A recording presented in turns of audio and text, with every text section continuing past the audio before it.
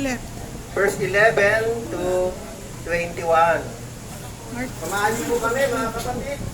Mark 8. Basahin ko lang yung Marcos 11 o chapter 11 verse chapter Wala po, 8 verse 11 hanggang 21.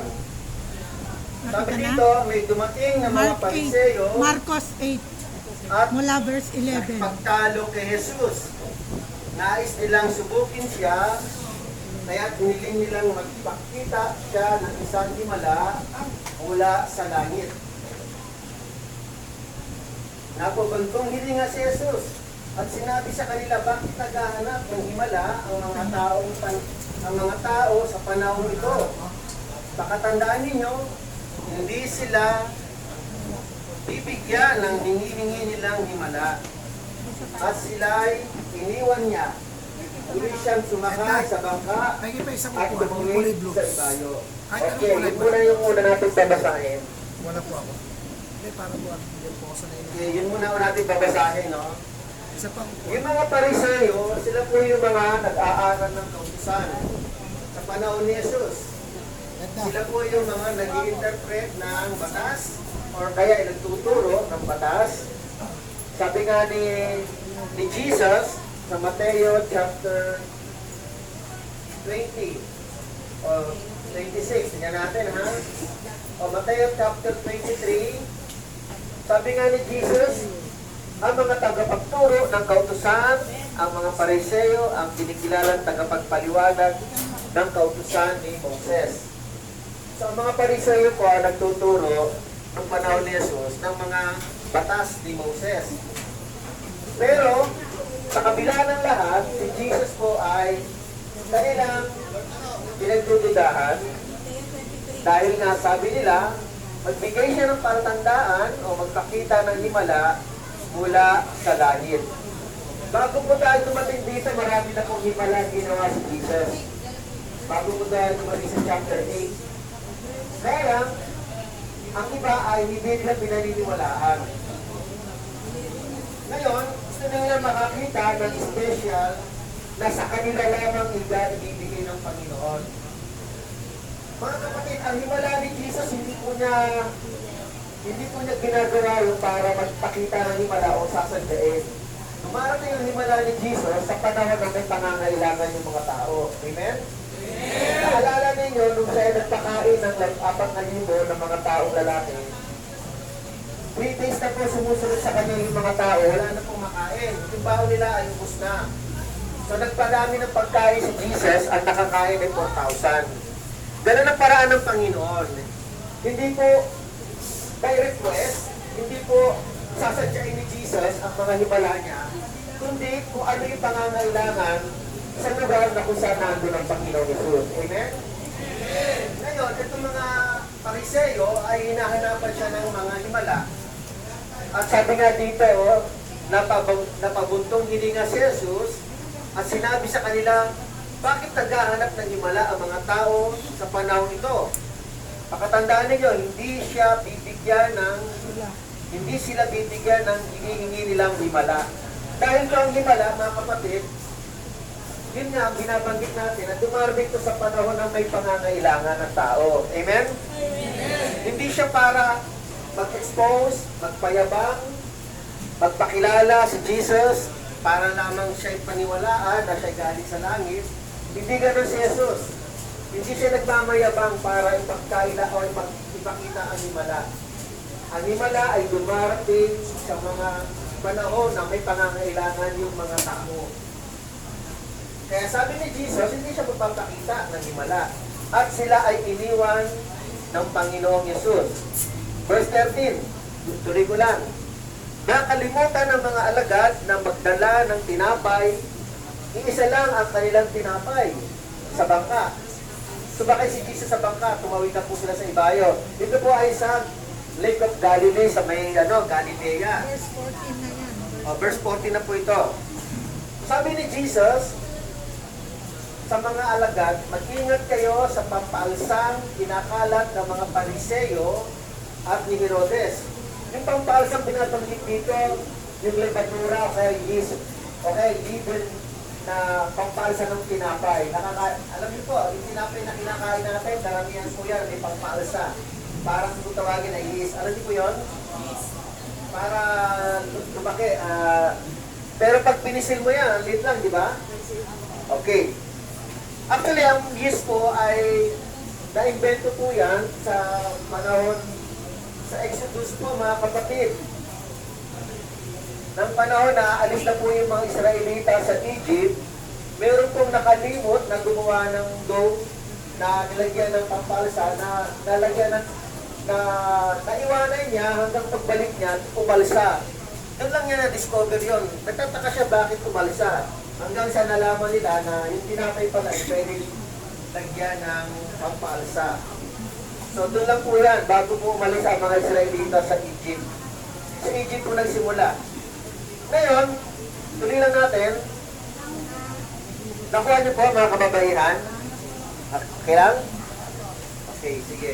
Nakikinig ba kayo dyan?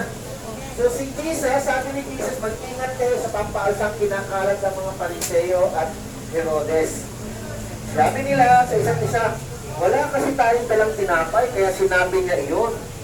So nagsalita yung mga alagad, wala rin silang dalang tinapay, kaya sinabi daw ni Jesus. Akala nila, yung ibig sabihin ng pampaalsa na nilalagay sa tinapay, ay yung tinapay na meron yung Pariseo at yung si Herodes. Mamaya paniniwanan na lang natin, no? Dahil alam ni Jesus ang kanilang pinag-uusapan, sinabi niya sa kanila, bakit ninyo pinag-uusapan kayo'y walang dalang tinapay? Hindi pa ba kayo nakakaintindi? Sabi ni Jesus, hindi pa ba ito abot ng inyong pag-iisip? Verse 18, wala ba kayong mata? Bakit hindi kayo makakita? Wala ba kayong tainga? Sabi ni Jesus sa mga alagad. Bakit hindi kayo makarinig? Hindi ba ninyo naalala ng paghati-hati ko ang 5 tinapay para sa 5,000 tao? Nakakain po yun. Ilang kain ang napuno ninyo ng lumabis na pagkain. Nangyari po yan, mga kapatid, sa aklat ng Marcos, chapter 6. Nagpakain si Jesus. Sa chapter 6, verse 30. Tapos sabi ni Jesus, tuloy lang natin, verse 20, at nang sa 4,000 at nang paghati-hatiin ko ang 7 tinapay para sa 4,000 tao, ilang kain ang napuno ninyo? Tanong niya. Dito po. Muli nilang sinagot si Jesus ng 7 po. At hindi pa rin ba ninyo naunawaan ito? Tanong nila. 2 weeks ago, absent na kami nung nakarang Thursday. 2 weeks ago, ang sinakain ni Jesus ay 4,000, di ba? Na tao, amen? Pero nagsimula lang yon sa tinapay na ilan? 5 lang yata yung binanggit. Tama ba ako? Tapos yung ilan yung isda? Teka lang, tingnan natin ha. Ito lang dito lang nasa harapan lang niya. Basta 5 tinapay. Okay, tingnan ko lang ha. Ito ang tinapay. 7 rin ang tinapay nung nagpakain siya ng 4,000. Ibig sabihin, dinultiply ni Jesus. Nasa verse 5. Marcos 8 verse 5, 5 tinapay daw po. 7 tinapay. So si Jesus po, sa madaling salita, si Jesus ay nagpaparami ng tinapay. Kung titignan natin yung kahulugan, yung tinapay ni Jesus ay walang pampaalsa. Amen? Iba yung pamamaraan, pero dumadami yung tinapay, lumalaki. Parang nag-multiply. Ngayon, ano ibig sabihin ni Jesus na iingatan nila yung turo ng mga Pariseo, ng mga pampaalsang turo ng mga Pariseo at yung turo ni Herodes? Anong ibig sabihin ni Jesus dito? Okay. Titignan ko lang yung research ko, mga kapatid, ha? Okay. So sabi rito, ano po ba ang mga turo? Ito po ay tinatawag natin, let's say ito ay parang parables o metaphor. Ito po ay isang metaphor na tinuturo ni Jesus. Kasi po, hindi natin pwedeng literal na unawain na yung pampaalsa na pinabanggit ni Jesus ay ingingatan nilang pakinggan yung pampaalsa ng mga Pariseo at Escriba. O kaya Pariseo at mga si Herodes. Hindi po siya magkakaroon ng tinatawag na literal na ambiguan. Ito po ay metaphor. Alam po yung metaphor? Yung pinapakahulugan ni Jesus. Yung metaphor. Okay, tuloy ko lang ha. Sabi po dito, ang ibig sabihin ng pagpaalsa, yung tinatawag na mga katuruan. Yung mga lifestyle na meron ang Pariseo. At meron si Herodes. Ano po ba ang meron si Herodes, tsaka anong ba meron si Pariseo? Mga kapatid, according sa Lucas chapter 12 verse 1, sabi ni Jesus, mag-ingat kayo sa mga pampaalsa ng mga tinuturo ng mga Pariseo na ibig sabihin ay pagmumulmari. Amen? Ang ibig sabihin ay hypocrisy. Ang lifestyle, ang mga turo ng mga Pariseo ay maaari totoo yung turo niya tungkol sa mga batas ni Moses, pero hindi nila isinasabuhay. So ang tawag doon ni Jesus ay hipokrito. Amen? Ulitin ka mga kababaihan ha. Ang tawag ni Jesus sa mga nangangaral, tulad ng mga Pariseo at hindi sinasabuhay, ay hipokrito. Hypocrites. According sa Lucas chapter 12 verse 1. So yun ang sinasabi ni Jesus na pag-iingatan nilang tanggapin, kilalanin. Pangalawa, ano pa ang meron po ang mga Pariseo? Yung legalism and self-righteousness. Yung legalism, ito po yung mga ginagawa nilang legal yung utos ng Diyos. Utos ng tao, ginagawa nilang legal. Nagdadagdag po sila ng utos ng tao. At ginagawang kautusan daw ng Diyos. Amen? Pangatlo, yung self-righteousness. Ito yung mga pampaalsa na parang tinutukoy ni Jesus sa metaphor. Ano yung self-righteousness?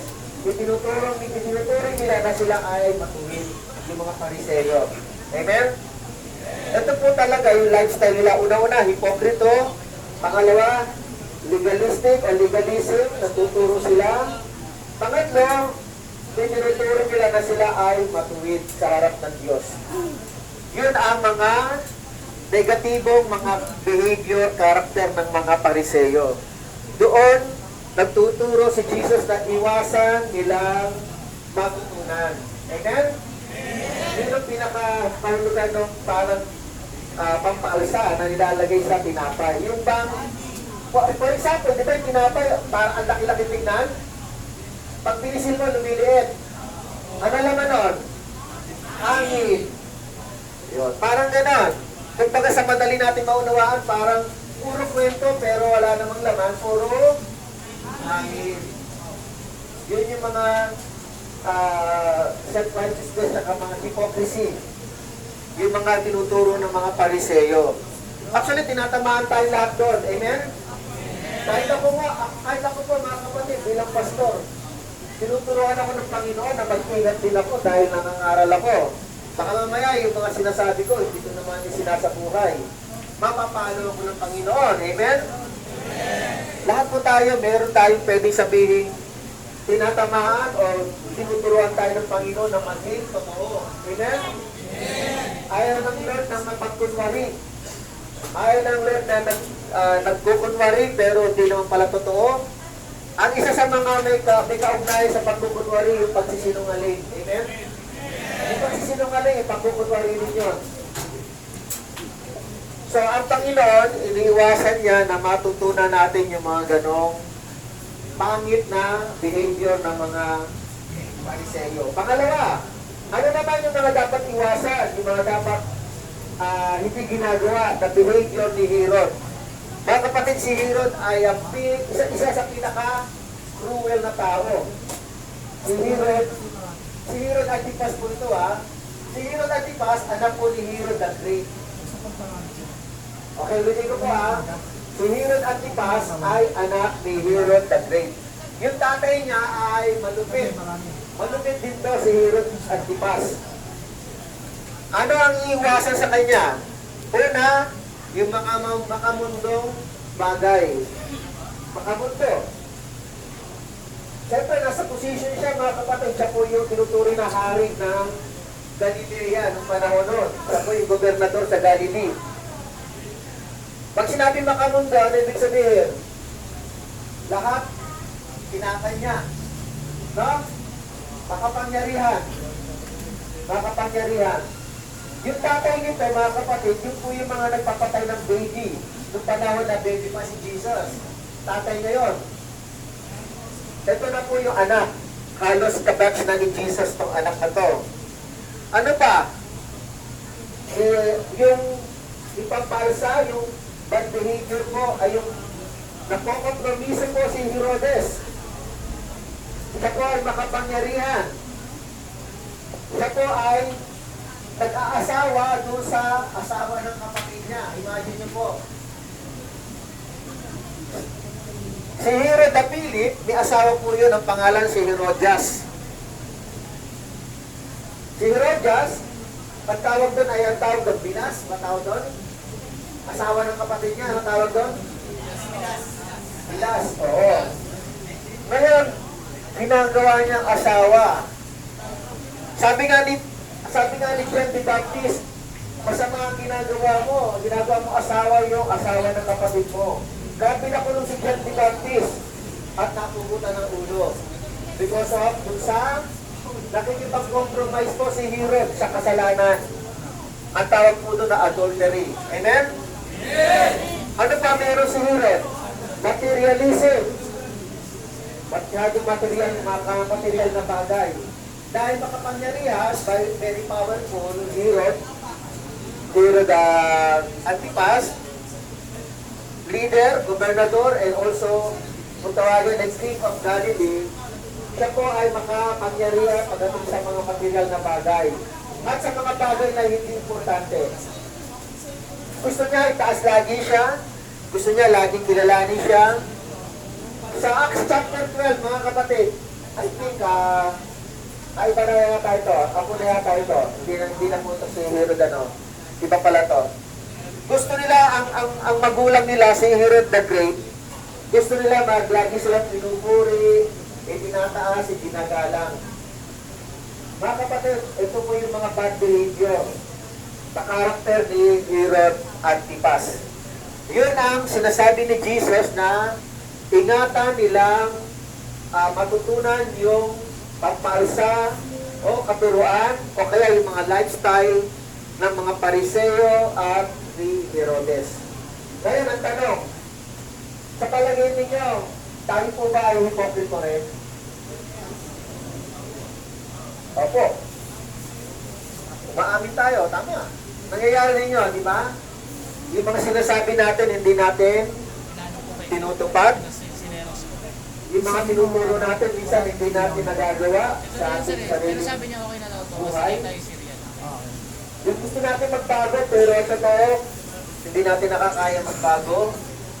Yung umaamin tayo na hindi na tayo uulit, at totoo, umuulit tayo. Di ba? Tama ba, Sir King? Yes po. Paulit-ulit na lang eh. Di ba?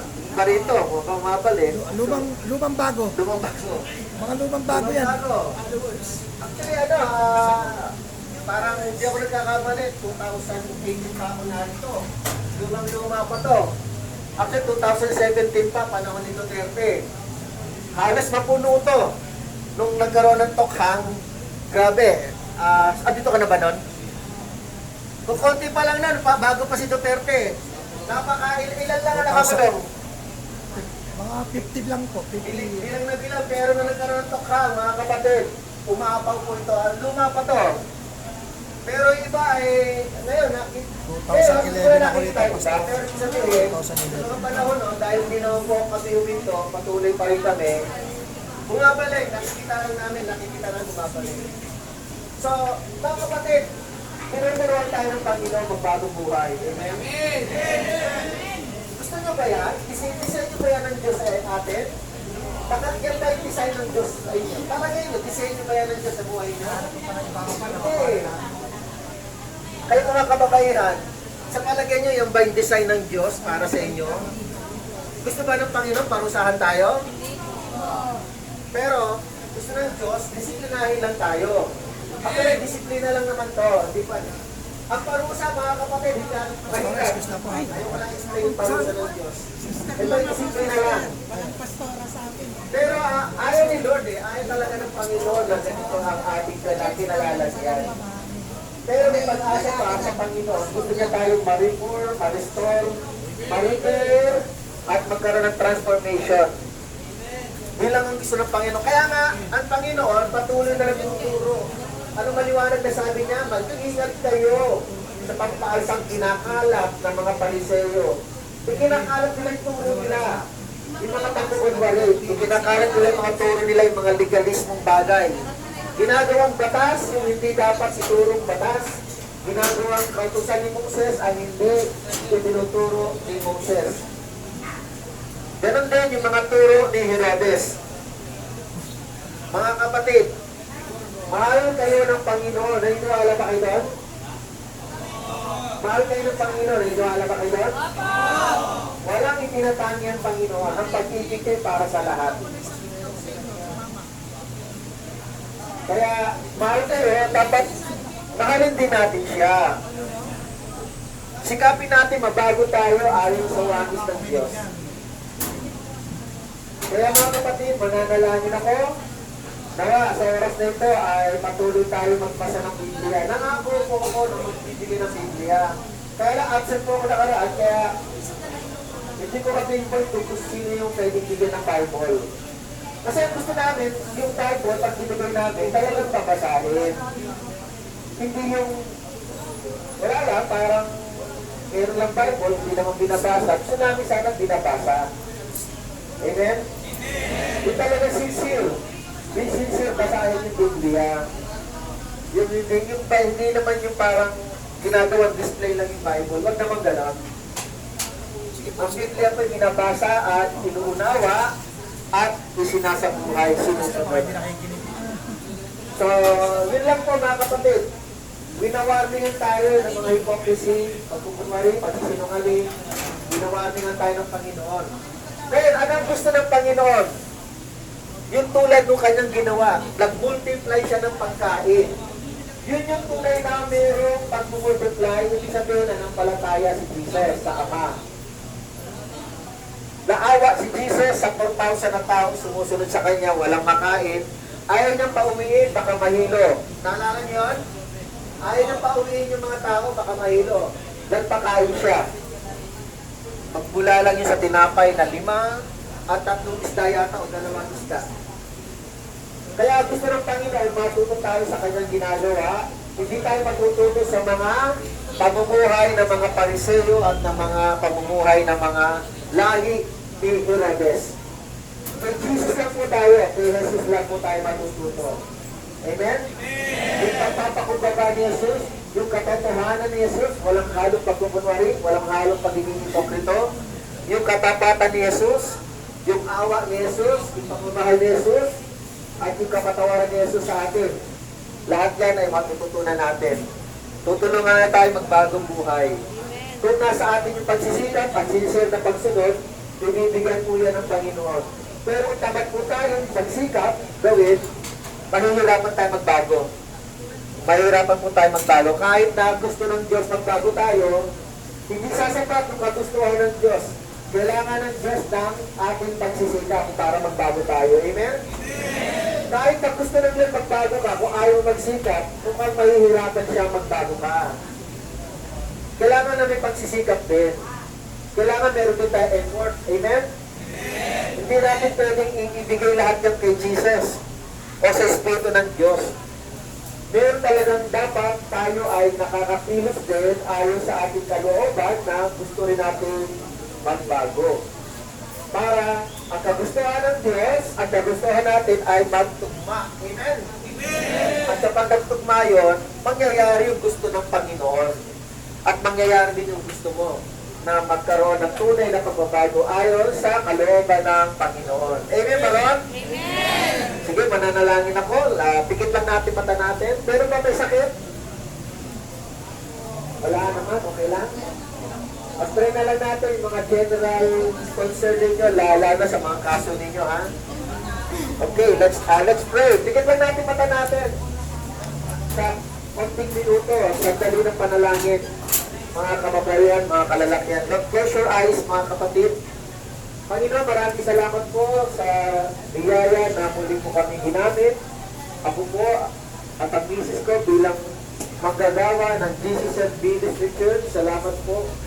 Dalangin po namin ang mga kalooban po ninyo ay masunod sa mga kapatid kong ito. Narito po sila para madisiplina, Panginoon, upang makita nila ang mga bagay na dapat nilang maayos. At nariyan po kayo, Panginoong Jesus, para umalalay, maggabay po sa kanilang mga buhay. Ipinapaubaya po namin sa inyo, mga kapasyahan, ang kalagayan ng buhay nila rito. Nawa sila'y laging magdamayan, nawa sila'y laging magtulungan, magbigayan ng mga pangangailangan, lalo na magsain, magkaisa, magkapatawaran, mawala ang espiritu ng galit. Papalitan po ito ng espiritu ng pag-ibig bilang magkakapatid, Panginoon. Dalangin din po namin ang mga anak nila, mga asawa at mga magulang nila na naghihintay sa kanila. Nawa, Ama, huwag po silang mainip. At parating din po ang panahon na sila'y makalaya at makita nila may mahal sa buhay, makabalik sa kanilang pamilya. Dalangin din namin ang kaso na kanilang concern. Nawa, maayos po ito, Panginoon, at magkaroon sila ng kalayaan sa takdang panahon na ipinapagkaloob mo sa kanila. Habang narito sila, tulungan nito sila maging matatag. Huwag sila mawala ng pag-asa, Panginoon. At sila po ay maging malakas ang pananalig sa iyo, Panginoon. Aming Diyos, maraming salamat. Tinataas po namin ang lahat. In the name of the Lord Jesus, we pray. Amen. Amen.